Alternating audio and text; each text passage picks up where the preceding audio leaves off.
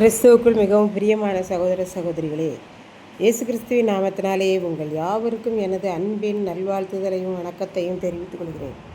இன்றைய பகலின் குளிர்ச்சியான நாளின் தியான வசனம் நெகேமியா 2ஆம் அதிகாரம் 15ஆம் வசனம். அன்று ராத்திரியிலேயே நான் ஆற்றோரமாய் போய் அலங்கத்தை பார்வையிட்டு திரும்பி பள்ளத்தாக்கு வாசல் வழியாய் வந்துவிட்டேன்.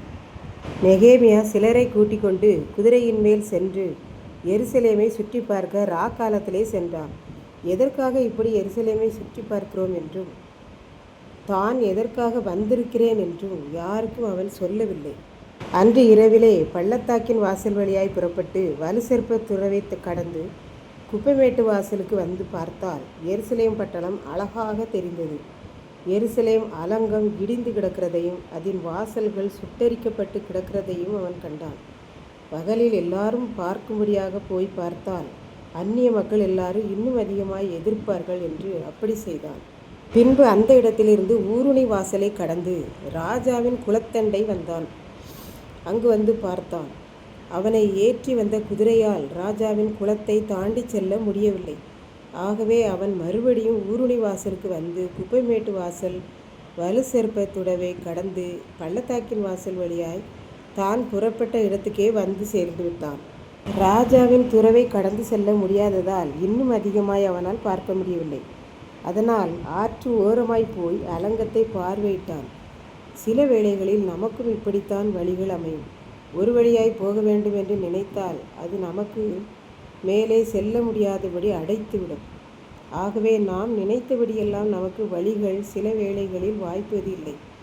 வழிகள் எப்படி இருந்தாலும் நெகேமியா போய் பார்த்து விட்டான். இப்படித்தான் ஒருவர் ஒரு திருமண வீட்டிற்கு சென்றார். இருசக்கர வாகனத்தில் அவர் சென்றார். அவர் செல்ல வேண்டிய ஊருக்கு இதற்கு முன்னால் அவர் ஒரு நாளும் செல்லவில்லை. காரணம், அவருடைய நண்பருடைய மகன் திருமணத்திற்கு சென்றார். கூகுளில் மேப் போட்டு தான் அவர் சென்றார்.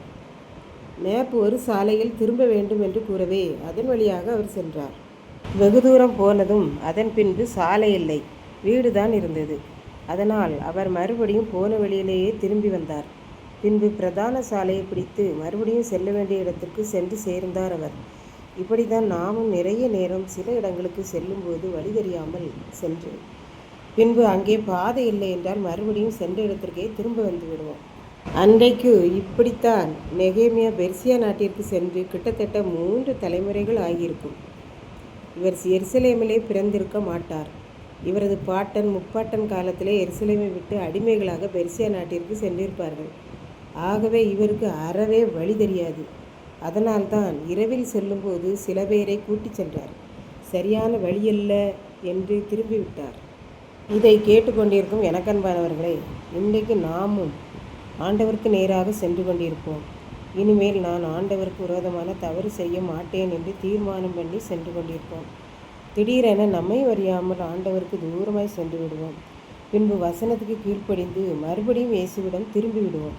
இப்படித்தான் நம்மில் நிறைய பேருடைய கிறிஸ்தவ வாழ்க்கை ஓடிக்கொண்டிருக்கிறது. இதைத்தான் ஆண்டவர் சொல்லுகிறார், உன் சுய புத்தியின் மேல் சாயாதே, மனம் திரும்புங்கள், பரலோக ராஜ்யம் சமீபமாய் இருக்கிறது என்று. ஆகவே நாம் ஒவ்வொருவரும் பாதை மாறி செல்கிறோமா? எந்த வழியில், யாருடைய வழியில், யாரை பார்த்து சென்று கொண்டிருக்கிறோம் என்பதை சிந்தித்து பார்ப்போம். நாம் ஒவ்வொரு நாளும் ஆண்டவரை பார்த்து தீய வழிகளை விட்டு சரியான வழியில் வாழ்வோம். கர்த்தர் தாமே இந்த வார்த்தைகளை ஆசீர்வதிப்பாராக. ஆமென்.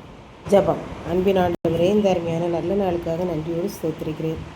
இப்பொழுது இந்த வார்த்தைகளை கேட்டுக்கொண்டிருக்கிற ஒவ்வொரு பிள்ளைகளும் என்றைக்கும் உம்முடைய வழியிலே நடக்க, தீய வழிகளை விட்டு ஓட உதவி செய்தர்கள். மீட்பர் இயேசு கிறிஸ்துவின் நாமத்திலே தாழ்மையோடு வேண்டிக் கொள்கிறேன் பிதாவே. ஆமென்.